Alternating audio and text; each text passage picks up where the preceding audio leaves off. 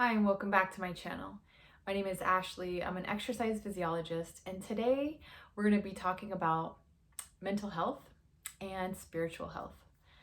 All right, so this day and age, there's so much going on in the spiritual realm and, you know, with people's mental health in general. So first we want to try to figure out how to separate the two and see what parts of them are actually similar. I believe a lot of the mental health issues that people are facing today are due to a spiritual component, a spiritual aspect. There was a study out that showed people that confessed to be spiritual had more mental illness than people that were quote unquote religious or had faith in God. So spirituality can be real in many avenues of faith, and just in general, someone can say that they are a spiritual person. That study showed that those people were more susceptible to mental illness in general. So with that said, let's try to break it down a little bit here. I'm not a psychologist. I'm going to do my best, but the background of what I want to, like, why I want to talk about this is because I just want to highlight how much physical activity can really help with mental illness and vice versa. So we'll get into that a little bit here. All right, so it was reported that 21% of adults had mental illness, and 55% of those did not receive care. Okay, this was in 2017. So, this just goes to show that a lot of people are living with mental illness, and maybe even more people. A lot of these things are from questionnaires, and not everybody fills those out, right? So, it's just staggering that, half of those people are not getting help. They're not getting healed. Okay. So a lot of people walking around in life, people that are creating art and film and movies and entertainment to have these mental illnesses, and they're expressing themselves with this illness, possibly infecting other people. Conspiracy, I don't know. I'll leave it up to you to decide, but think about it, okay? So if somebody is struggling with something and they're producing some product that's image based or music based or whatever, so anything that's going to have an effect on the person who's receiving that information, something to think about. All right, we know that childhood mental illness is on the rise now. It's all over the internet. We can't get away from it. It was reported that 2.7 million youth, at 16%, had some sort of major depression. Now, we may look at kids and say, how can kids be depressed? They're kids, they have their whole lives ahead of them. But I believe a lot of that is due to social media and entertainment and music and just, society in general. As it starts to decline, it's really hard to not let it affect us, whatever age we are, in a negative way. Okay, so what I wanted to mention, it has to do with the cure. So there can be a cure for symptoms, or there can be the healing of a person. Okay, so what we want to go towards is obviously relieving depressive, anxious, mental illness type symptoms, but we also want to figure out what is really going on so that we can heal the person. So physical activity helps with mental health. And then when you have good mental health, you are more free to exercise and move your body. So it's kind of like a catch-22. So you really have to get yourself going, get the exercise routine in motion. And you don't go based on how you feel. When you do the action, then the feelings will follow. So you have to initiate that plan or activity in order to reap the benefits of improved mental health.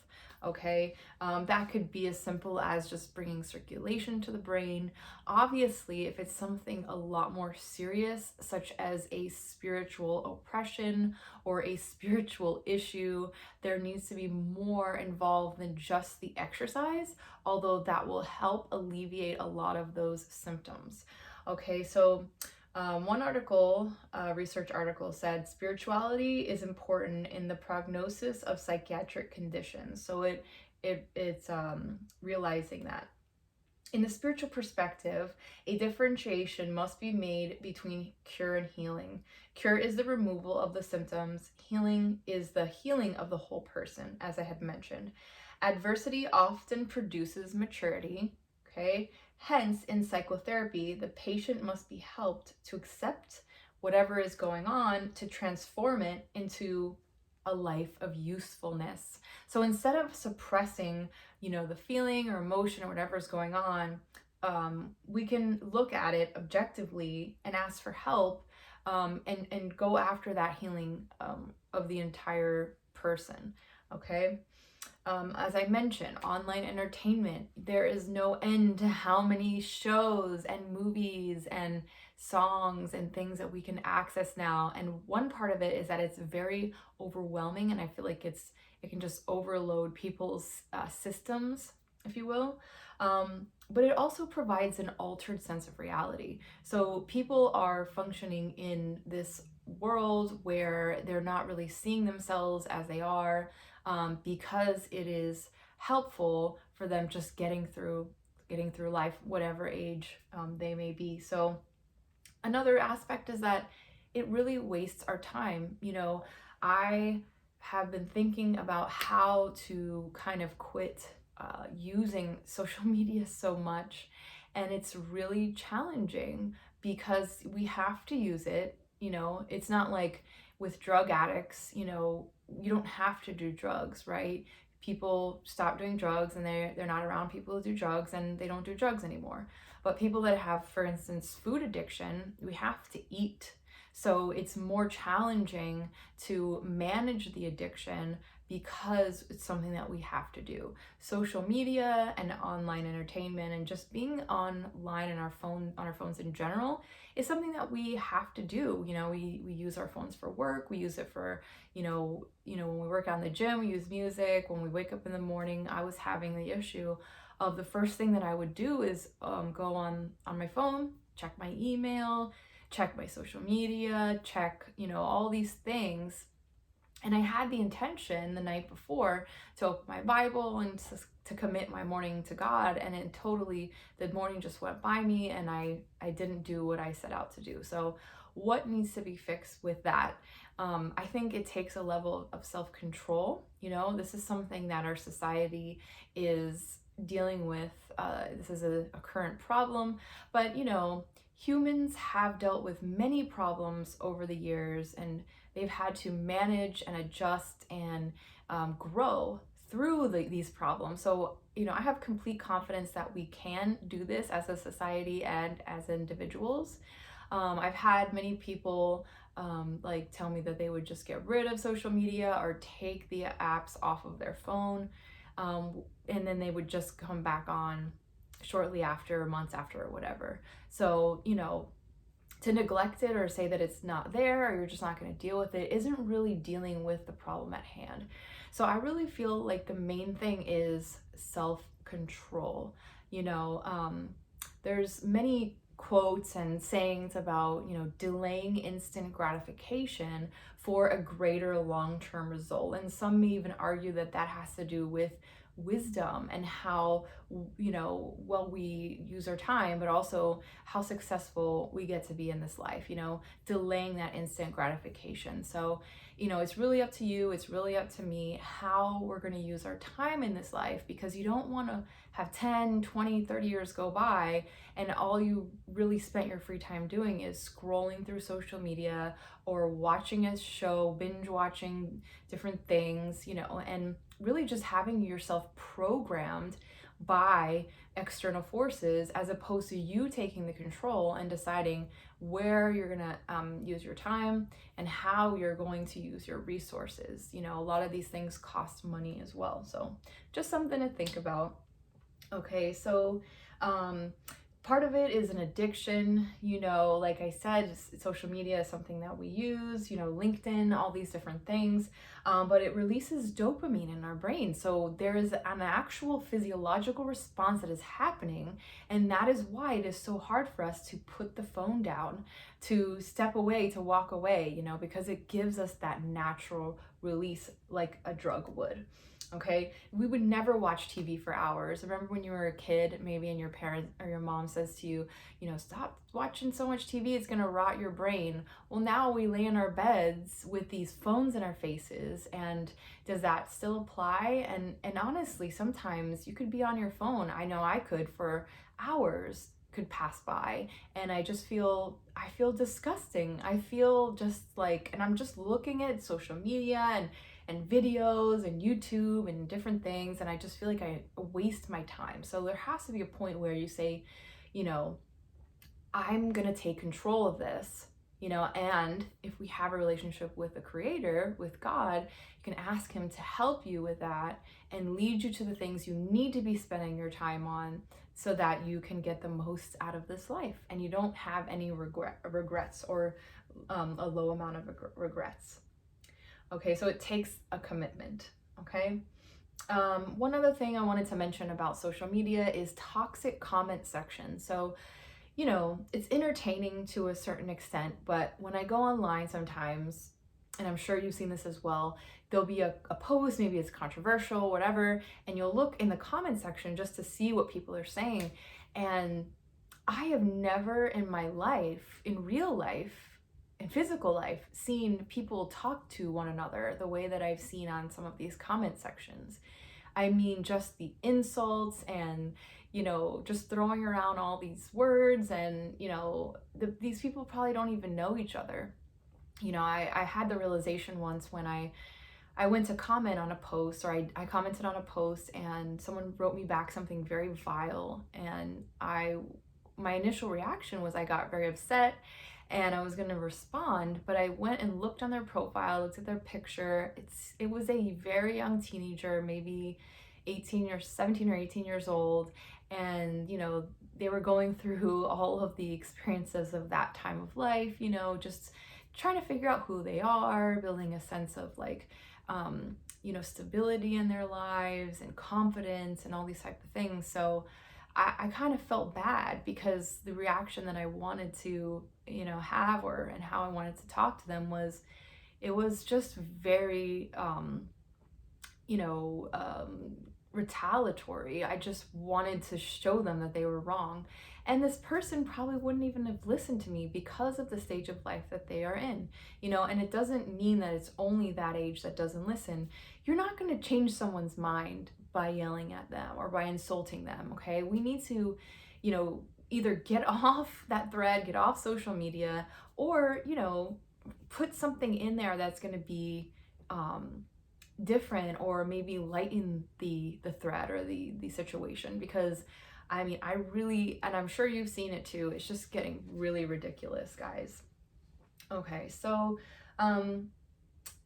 another aspect that can affect mental health, I believe, is conspiracy theories. So there's conspiracy theories and there's conspiracy facts. I do acknowledge this. I really believe that a lot of things that are going on can be true, okay? And there's also a lot of things floating around that are completely ridiculous and false. And how do we differentiate between the two, okay? So what I like to think is this information going to make me a better person? Is it going to make me a better citizen of the United States, of the world, just a better human being in general? Is it producing peace inside of me? Is it producing love inside of me? Is it making me feel like it's going to help others, okay? If it isn't, and if it's something that's just confusing me, or that's making me upset, I'm really not going to focus on that stuff. Does that mean we need to dig our head in the sand and reject the truth? No, that's not what I'm saying. You can acknowledge certain things as true without making your whole entire life and every conversation you have with people about these certain things that you believe. And especially as a Christian, we want to have our vibe, and we want to resonate love to people. And it doesn't mean that we can't call them out on things that we know are wrong or that are going to hurt them in the long term, but it just means that we're not focusing or being distracted with these conspiracies or just negative things going on around us. Okay, I say this all the time. You know, Jesus is the same yesterday, today, and forever. He is the same today as he was 100, 200 years ago, 1,000 years ago. You know, our current times, the current situation doesn't faze him. I mean, obviously he cares and he knows what's going to happen next, but it's not a surprise to him. So it shouldn't be a surprise to us. There's nothing that should change. We should continue on praying, thanking God, and then seeking peace in the world. Okay? All right, so with exercise, you know, we want to increase our physical activity. I have a lot of videos in my channel here that can talk to you a little bit about how to plan an exercise routine for your weeks and months ahead. But speaking on obesity, 41.9% of Americans were obese in 2017. That's a heck of a lot, okay? So, you know, when people are using alcohol, food, different substances to numb themselves, it results in, you know, sometimes really ill health. So what we want to do is have a clear mind and be able to reason through all of the information that's coming at us. So how can we do that? We can eat foods that have limited to no chemicals or pesticides, at least to our knowledge. We can try our best to find these types of foods, less packaged foods, less meats. You know, we know all the things that we're supposed to be doing, but again, it goes back to that commitment. It's not easy, okay? But almost 50% of Americans, and this was in 2017, so it could be much more now, are dealing with obesity.